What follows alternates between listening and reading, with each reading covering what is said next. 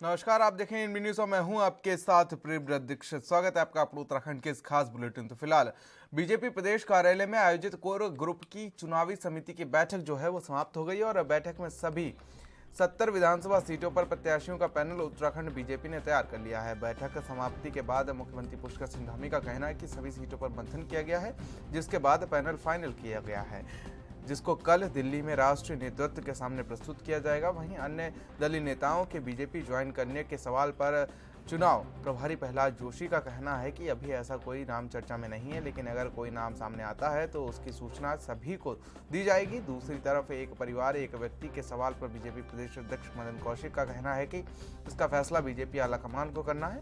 Uttarakhand BJP की तरफ से सभी नामों को देखा गया है और पैनल बनाया गया है, जिसके बाद फाइनल सूची केंद्र की तरफ से जारी की जाएगी। अभी दिल्ली जाने का कोई विषय नहीं है। आज तो यहाँ की बैठक हुई है, दिल्ली जब जाएंगे तो आपको बताएंगे। बता दो कल जा रहे हैं, बोल दो कल जा रहे हैं। कल हमारी बैठक दिल्ली में है शाम को, तो कल जाएंगे दिल्ली। काफी बंदिशें हैं, तो क्या स्टार प्रचार की लिस्ट जारी होगी या फिर नहीं, स्टार प्रचारकों की लिस्ट जारी होगी, लेकिन अभी चूंकि आचार संहिता लगी हुई है और चुनाव आयोग के अभी स्पष्ट जो निर्देश नहीं आए हैं, उनके निर्देश आने के बाद हम लोग उसको अपने स्टार प्रचारकों को जारी होगी। सभी नामों पर एक राय होकर यहाँ पर चर्चा हो गई है और चर्चा होने के बाद अब केंद्रीय संसदीय बोर्ड को जाएंगे। आप पूछ रहे हैं, ऐसा कुछ नहीं है। वो अभी सभी नामों पर चर्चा हुई है और सर्वसम्मति से हुई है। हम चुनाव को लेकर पूरी तरह से तैयार हैं और अब की बार हम लोगों ने नारा दिया, अब की बार 60 पार। हम लोग बिल्कुल अब की बार 60 पार करेंगे। चुनाव समिति की बैठक में पूरी चर्चा हुई 70 विधानसभाओं पर। उसमें सर्वसम्मति से लास्ट में सब पे चर्चा होने के बाद जो केंद्र को पैनल भेजा जाएगा, वो पैनल बनाने का अधिकार प्रदेश अध्यक्ष और मुख्यमंत्री और संगठन मंत्री को दिया गया है। वो सब पैनल बना के हम लोग कल केंद्रीय नेतृत्व से डिस्कशन करेंगे। ये मैं नहीं बता सकता अभी, ये कल मैं बताऊंगा जाके पहले। वो दिल्ली में है, गायब नहीं रहे। ये सब तो खबर धर्मनगरी हरिद्वार से है, जहां आज रोशनाबाद सीजेएम कोर्ट ने जितेंद्र नारायण त्यागी की जमानत याचिका को खारिज कर दिया है। साथ ही आपको बता दें कि गुरुवार की शाम को हरिद्वार के नारसेन बॉर्डर से जितेंद्र नारायण त्यागी को गिरफ्तार किया गया था, जिन्हें न्यायालय में पेश किया गया और उन्हें जेल भेज दिया गया था। आज रोशनाबाद कोर्ट में जितेंद्र नारायण त्यागी की जमानत के लिए की गई याचिका को खारिज कर दिया गया है, जिसको रोशनाबाद कोर्ट ने खारिज किया है। कहा जा रहा है कि अब जितेंद्र नारायण त्यागी और वसीम रिजवी को डिस्ट्रिक्ट जज की कोर्ट में जमानत के लिए याचिका दायर करनी होगी।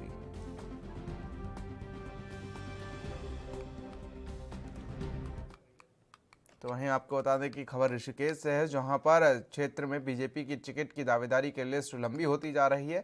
एक के बाद एक बीजेपी के दिग्गज नेता अपनी दावेदारी को प्रबल बता रहे हैं। इसी कड़ी में बीजेपी के वरिष्ठ नेत्री और राज्य आंदोलनकारी सरोज डिमरी ने भी हाईकमान के सामने अपनी प्रबल दावेदारी प्रस्तुत की है। सरोज डिमरी का कहना है कि लगातार बीजेपी हाईकमान ने उनकी उपेक्षा की है, चाहे वह निकाय चुनाव रहा हो या राज्य मंत्री का दायित्व देने की जिम्मेदारी रही हो। अब उनका सबका बांध टूट रहा है। उनके समर्थक लगातार पार्टी से नहीं तो निर्दलीय चुनाव लड़ने के लिए दबाव बना रहे हैं, लेकिन वह बीजेपी के सच्चे सिपाही के रूप में काम कर रही हैं। इसलिए बीजेपी हाईकमान पर उन्हें विश्वास है कि इस बार पार्टी उन्हें ऋषिकेश विधानसभा से अधिकृत प्रत्याशी घोषित करेगा।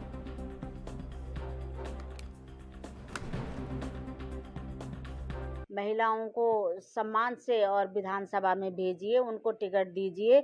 जब वो उत्तराखंड राज्य बना सकती हैं तो क्या चुनाव नहीं जीत सकती हैं? ये तो बड़ी विडंबना है कि हमारे लोग ये सोचते हैं नहीं हम तो जिताऊ को टिकट देंगे। आप देखिए कि जिताऊ क्या महिलाएं नहीं हो सकती हैं? और मैं देखती हूँ कि कल मैं एक विश्लेषण देख रही थी, तो उसमें देख रही थी कि महिलाओं को यहाँ से भी टिकट दिया, वहाँ से भी टिकट दिया। मुझे लग रहा 2-3 टिकट से ज़्यादा कहीं टिकट नहीं दिए। किसी का पति अगर ख़त्म हो गया और वो विधायक था तो उसको 20 लिए टिकट दिया कि सिंपैथी वोट उसको मिलेंगी, वो जीतेंगी। लेकिन ऐसा नहीं है। आप राज्य आंदोलनकारियों को ना भूलें और जो कि बिल्कुल कर्मठ सिपाही हैं आपकी पार्टियों में, उनको तो बिल्कुल भी नज़रअंदाज ना करें। और मेरी तो हमेशा उपेक्षा हुई है चाहे वो मेयर का टिकट रहा हो, मेयर का टिकट में भी मेरी उपेक्षा हुई है, चाहे कुछ भी रहा हो, चाहे वो राज्य मंत्री के पद रहे हों, आप देख रहे होंगे कि मेरी हमेशा उपेक्षा हुई है। कब तक मैं इस उपेक्षा को सहती रहूंगी? और अब शायद मेरा जो हौसला है वो भी जवाब दे गया है कि मैं कब तक सहती रहूं, दबती रहूं, क्योंकि मेरा सहने का स्वभाव नहीं है, ना मेरा किसी की बुराई करने का स्वभाव है। लेकिन मैं अपनी दावेदारी मांग रही हूँ, अपना हक मांग रही हूँ पार्टी से, और निवेदन कर रही हूँ मैं पार्टी से कि महिलाओं को जरूर महिलाओं का हक दीजिए। उत्तराखंड राज्य आंदोलनकारियों को पूछिए, ये राज्य बनाने वाले लोग हैं, इनको विधानसभा में आप जरूर भेजिए। अगर भाजपा हाईकमान आपके इस निवेदन पर गौर नहीं करता तो क्या रहेगा आपका अग्रिम कदम? देखिए, पहले तो गौर करेगा, ऐसा नहीं हो सकता है कि गौर ना करें, करना चाहिए गौर उन्हें। हम आंदोलनकारियों की भावना है। और तो मेरे पास बहुत सारे लोग आ रहे हैं कि आप ये निर्दलीय। तो वहीं प्रदेश में होने जा रहे विधानसभा चुनाव को लेकर प्रशासन ने अपनी तैयारियों को पंख लगाने शुरू कर दिए हैं, जिसको लेकर पुलिस प्रशासन ने सुरक्षा की दृष्टि से पैरामिलिट्री फोर्स को ट्रेनिंग देना शुरू कर दिया है, जिसकी शुरुआत उधम सिंह नगर से की जा रही है, क्योंकि उधम सिंह नगर को क्राइम का गढ़ कहा जाता है, जिसको लेकर कुमायूं के डीआईजी ने बीएसएफ के जवानों के साथ बैठक की। और आपको बता दें कि उधम सिंह नगर में एक उत्तराखंड का सबसे ज़्यादा क्राइम का गढ़ होने की वजह से पुलिस महकमे की इस जिले को सुरक्षा की दृष्टि से अपनी निगाहें पैनी कर दी गई हैं। और 2022 विधानसभा चुनाव के मद्देनजर प्रशासन भी सतर्क हो गया है, जिसके चलते आज कुमायूं के डीआईजी नीलेश आनंद भरने ने बीएसएफ के जवानों के साथ एक बैठक ली, जिसमें जिले के क्षेत्र के बारे में जानकारी दी गई। जिले के लगभग 200 बॉर्डर जो कि यूपी की सीमा से सटे हुए हैं, उन सभी बॉर्डरों पर पैरामिलिट्री फोर्स को तैनात कर दिया गया है। चुनाव में हमेशा उधम सिंह नगर जिला बहुत संवेदनशील रहा है। पूरे राज्य में सर्वाधिक संवेदनशील जिला जो है उधम सिंह नगर रहा है। तो यहाँ पर जो है इस तरीके की मिक्स्ड पॉपुलेशन है, आबादी है, जो है 5 जनपद उत्तर प्रदेश के लगे हुए हैं। लगभग 200 से ज़्यादा यहाँ पर जो है जो छोटे बड़े ऐसे रास्ते बने हुए हैं, और कहीं से भी जो है पोरस बॉर्डर हमारी है, जो एक क्राइम प्रोन एरिया जो है उत्तर प्रदेश का यहाँ उधम सिंह नगर से लगा हुआ है।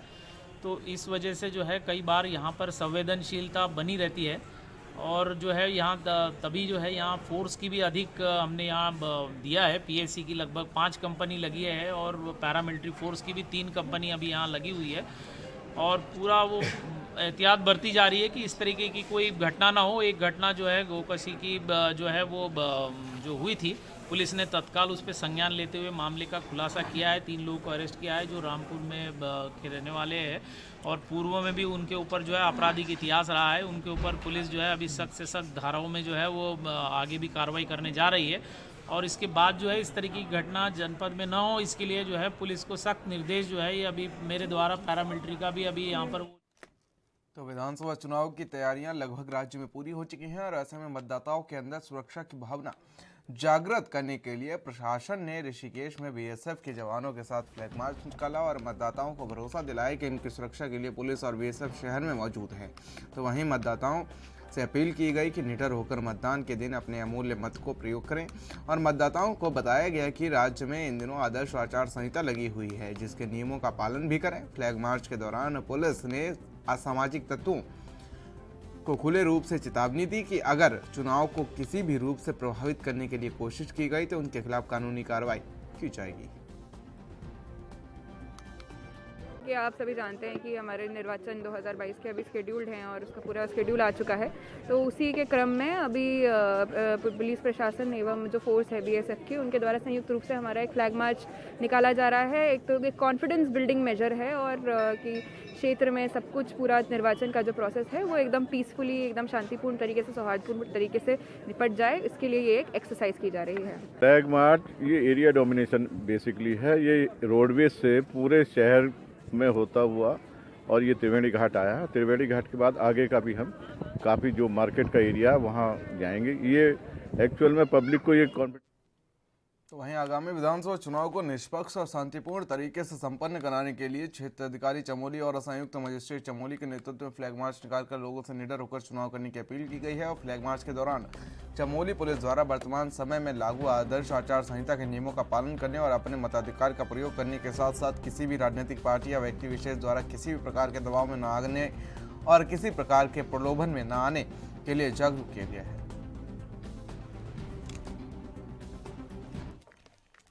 तो उत्तराखंड के उधम सिंह नगर के सीमांत खटीमा में चुनाव के मद्देनजर आबकारी विभाग का वाहन चेकिंग अभियान चलाया गया। तो वहीं इस पर आबकारी इंस्पेक्टर देवेंद्र सिंह बिष्ट ने बताया कि 2022 विधानसभा चुनाव के मद्देनजर आबकारी विभाग के आबकारी चौकी पर लगातार आबकारी टीम द्वारा चेकिंग अभियान चलाया जा रहा है और संदिग्ध वाहनों की चेकिंग की जा रही है और जिन लोगों का नाम विभाग की काली सूची में दर्ज है उन लोगों पर छापेमारी के साथ निगरानी भी की जा रही है।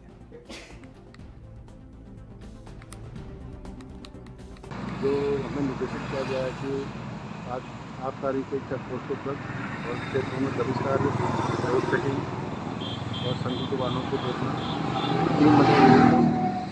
इसलिए हम लोग सब लोग चेकिंग उसमें हैं और सांझ तक ये चलेगी की जा रही है। संदिग्ध वाहनों को देखा जा रहा है और जो लोग हमारे विभाग की काली सूची में हैं जिनके नाम, उन लोगों के वहाँ खासतौर निगरानी की जा रही है। और ये तो वहीं आगामी विधानसभा चुनाव को देखते हुए अब जिला प्रशासन और पुलिस फोर्स शांतिपूर्ण मतदान करवाने के लिए पूरी तरीके से अलर्ट हो गई है। तो वहीं आपको बता दें कि जनपद उधम सिंह नगर के जसपुर में अपर पुलिस अधीक्षक काशीपुर, उप जिलाधिकारी जसपुर के नेतृत्व में अधीनस्थों और पैरामिलिट्री फोर्सों के जवानों द्वारा विधानसभा में फ्लैग मार्च निकाला गया, जिसके चलते आपको बता दें मतदाता शांतिपूर्ण और भयमुक्त वातावरण में अधिक से अधिक मतदान कर सके। तो वहीं आपको बता दें कोतवाल जसपुर जगदीश देवोपा ने बताया कि पूरी पुलिस फोर्स के साथ फ्लैग मार्च निकाला गया है ताकि शहर में किसी भी प्रकार की कोई ऐसी घटना ना हो जिससे सद्भाव बिगड़े।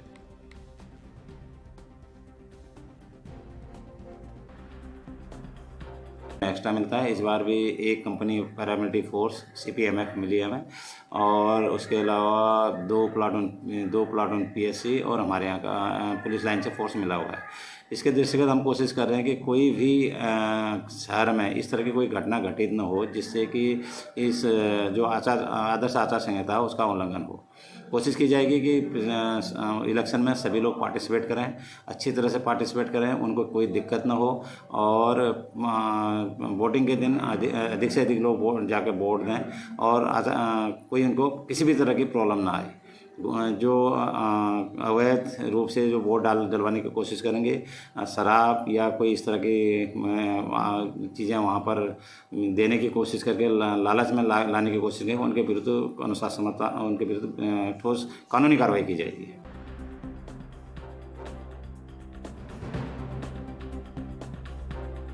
जिला प्रशासन पूरी तरीके से अलर्ट नजर आ रहा है, लोगों से शांतिपूर्ण मतदान कराने की अपील की जा रही है।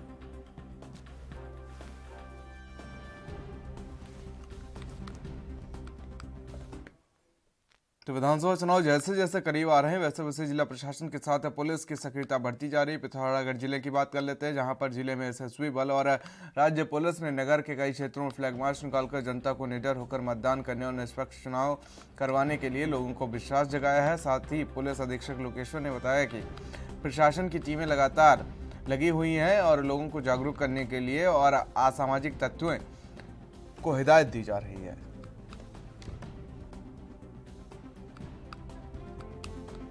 पिथौरागढ़ में एक कंपनी SSB ने अपनी आमद करवाई है और पिथौरागढ़ पुलिस के कर्मचारियों और SSB की एक कंपनी के द्वारा विभिन्न कस्बों और विभिन्न गांवों में जाकर जो है फ्लैग मार्चेस की कार्रवाई की जा रही है।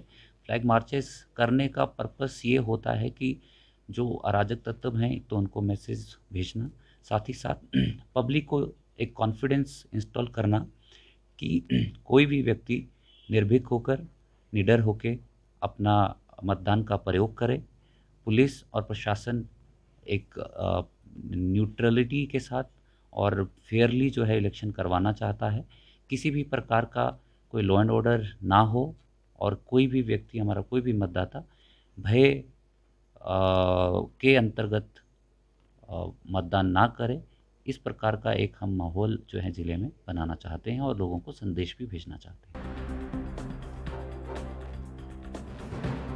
पिथौरागढ़ से तस्वीरें सामने आई जिसमें देख सकते हैं किस तरीके से लोगों को निष्पक्ष चुनाव और साथ ही निडर होकर मतदान करने के लिए कहा गया है। साथ ही हिदायत भी दी गई है कि किसी प्रलोभन में ना आकर मतदान करें और साथ ही कहा गया कि आप निडर होकर वोट कीजिए। तो वहीं सुरक्षा का एहसास भी इसके चलते कराया गया।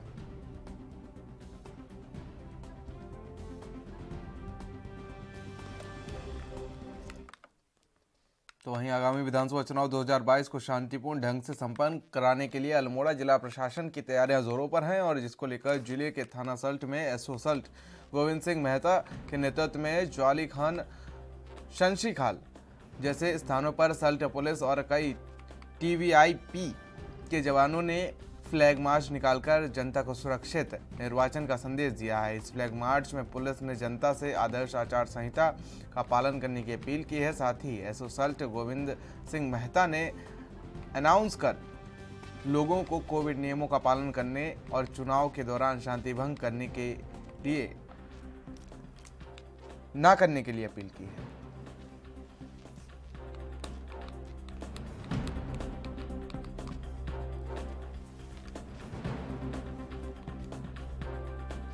के मद्देनजर आज हमने आईटीबीपी कंपनी के साथ सल्ट कॉलेज एशिया में फ्लैग मार्च किया, जिसमें मतदाताओं को आगामी चुनाव में 14 फरवरी को निर्भीक होकर मतदान करने एवं मतदान के दौरान कोरोना महामारी के दृष्टिगत सोशल डिस्टेंसिंग एवं मास्क करने विधानसभा चुनाव बिल्कुल मुहाने पर है और इसी को लेकर पुलिस प्रशासन पूरी तरीके से अलर्ट नजर आ रही है। किसी भी असामाजिक तत्व को घुसने नहीं दिया जाएगा। साथ ही पूरी तरीके से असामाजिक तत्व पर निगरानी रखी जा रही है। कोई भी ऐसी अप्रिय घटना ना हो, उसके लिए पुलिस प्रशासन पूरी तरीके से तैयार है। तो वहीं अल्मोड़ा से तस्वीरें सामने आई हैं जिस तरीके से एसएसबी और पैरामिलिट्री फोर्सेस लगी हुई हैं और पूरी तरीके से मुस्तैदी के साथ काम करती दिख रही हैं। साथ ही लोगों को सुरक्षा का एहसास भी कराया जा रहा है। जिस तरीके से निडर होकर निष्पक्ष चुनाव करने के फिलहाल निर्देश भी जारी किए गए हैं।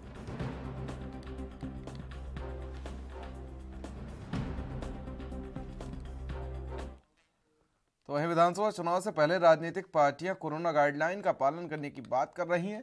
तो वहीं आपको बता दें कि पूरे प्रदेश में कोरोना गाइडलाइन की धज्जियां उड़ाई जा रही हैं। वहीं दूसरी तरफ जिला प्रशासन अल्मोड़ा ने अपनी तैयारियां शुरू कर दी हैं, जिसको लेकर मतदान कर्मियों को प्रशिक्षण 17 जनवरी से 19 जनवरी तक दिया जाएगा, जिसमें उन्हें मतदान से पहले कोरोना से बचाव के उपाय समेत सही से चुनाव संपन्न कराने की बात की जाएगी। सीडीओ नवनीत पांडे ने बताया कि कोविड के कारण इस बार 40% लोगों को ही प्रथम चरण में रखा गया है। साथ ही कई कर्मचारी कोविड पॉजिटिव भी आ रहे हैं, जिस कारण कर्मचारियों को कम किया गया है। उन्होंने आगे बताया कि इसके लिए कोविड गाइडलाइन का सख्ती से पालन कराया जाएगा।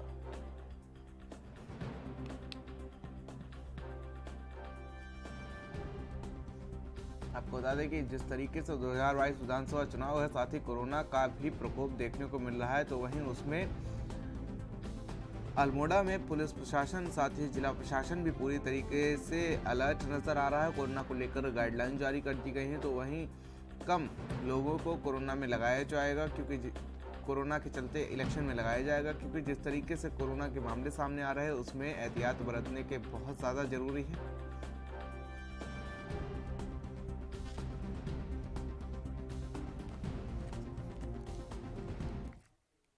तो वहीं आचार संहिता और चुनाव को प्रभावित करने वाले अराजक तत्वों पर अल्मोड़ा पुलिस पैनी नजर बनाई हुई है और इसी क्रम में चेकिंग के दौरान लमगड़ा थाना पुलिस और एसओजी की संयुक्त टीम ने 1 लाख से अधिक कीमत की अवैध चरस के साथ एक आरोपी को गिरफ्तार किया है। एसएसपी डॉक्टर मंजूनाथ टीसी के निर्देश पर आगामी चुनाव को देखते हुए लगातार चेकिंग की जा रही है।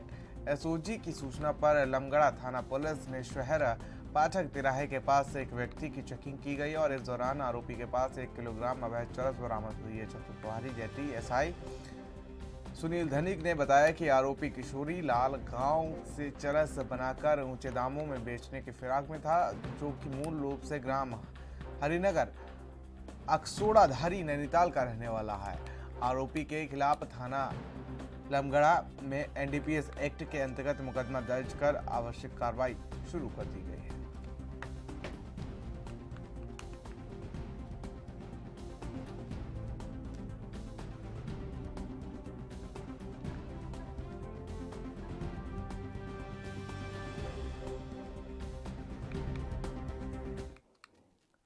तो भारतीय स्टेट बैंक के कैश वॉलेट और ग्राहकों के खाते से करीब 82 लाख रुपए का गबन करने वाले कैशियर को पुलिस ने गिरफ्तार कर लिया है और रकम की रिकवरी के लिए पुलिस ने कैशियर और उसके संदिग्ध खातों को फ्रीज कर दिया है। आरोपी पुलिस ने न्यायालय में आरोपी को पुलिस ने न्यायालय में पेश किया और जहां कोर्ट ने उसे जेल भेज दिया है। मामले का खुलासा करते हुए जनपद टिहरी के पुलिस कप्तान नवनीत भुल्लर ने बताया कि भारतीय स्टेट बैंक भागीरथीपुरम के मैनेजर ने अपने बैंक में कार्यरत कैशियर विनय पाल सिंह नेगी के खिलाफ तहरीर दी है। उन्होंने बताया कि उनके बैंक में लाखों रुपए का गबन कैशियर ने किया है।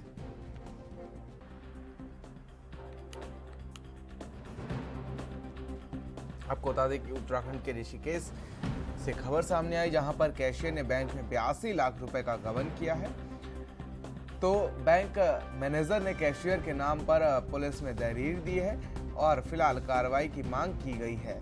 तो एसबीआई बैंक का ये पूरा मामला सामने आया है, जहां पर आपको बता दें कैशियर ने धोखाधड़ी की है और 82 लाख रुपए का गबन करने का उस पर आरोप लगा है।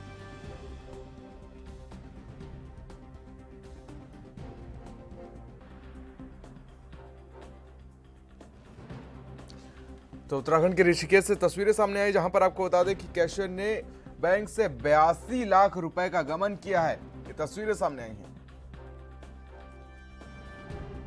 ये भागीरथीपुरम में जो एसबीआई की ब्रांच है, वो ब्रांच मैनेजर द्वारा ब्रांच के कैशियर हैं विनय पाल सिंह नेगी, उनके खिलाफ ये गबन का अभियोग पंजीकृत कराया है, जिसमें कि आज सुबह अरेस्टिंग भी हो गई है और इन पे बेसिकली 81,68,000 का जो गबन का आरोप है, जिसमें कि 13.5 लाख रुपए तो उन्होंने बताया गया है कि इनके पास चाबी थी, इन्होंने बैंक के चेस्ट से जो वॉल्ट होता है बैंक का उसमें से निकाले हैं। बाकी 68,18,000 के लगभग इन्होंने जो अलग अलग खाता धारक हैं उनके अकाउंट से विड्रॉ किए हैं और खाता धारक इन्होंने वैसे टारगेट किए जो कि अंगूठा लगाते थे और उनके अंगूठे लगा के उनके वाउचर भी खुद ही सैंक्शन करके ये पैसा विड्रॉ कर लिया गया। लगभग 81 लाख का जो आरोप है, इसमें इनके खिलाफ कोतवाली टिहरी में मुकदमा पंजीकृत किया गया है और आज सुबह इनकी अरेस्टिंग करके कार्रवाई की जा रही है। जी, कैसे सामने आया मामला? इसमें जो खाता धारक है उन्होंने बैंक को जाके कंप्लेंट करी कि हमारे खाते में जो बैलेंस है वो बहुत कम दिखा रहा है, हमारे पैसे कहाँ चले गए। तो जब बैंक मैनेजर द्वारा खुद उसको देखा गया, उसको लगा कि ये कुछ गड़बड़ हुई है, तो फिर उसने पुलिस को कांटेक्ट किया। फिर इसमें जो हमारे अभियोग पंजीकृत किया गया है वो एसबीआई जो है उसके जो बैंक मैनेजर है, ब्रांच मैनेजर, उनके द्वारा ही किया गया है। तो वहीं प्रदेश में एक बार फिर से कोरोना की रफ्तार बढ़ने लगी है, जिसके चलते अब स्वास्थ्य कर्मी भी इसकी चपेट में आ रहे हैं। मसूरी के उप जिला अस्पताल में 4 डॉक्टर समेत एक स्टाफ कर्मी की कोरोना पॉजिटिव हो गई है।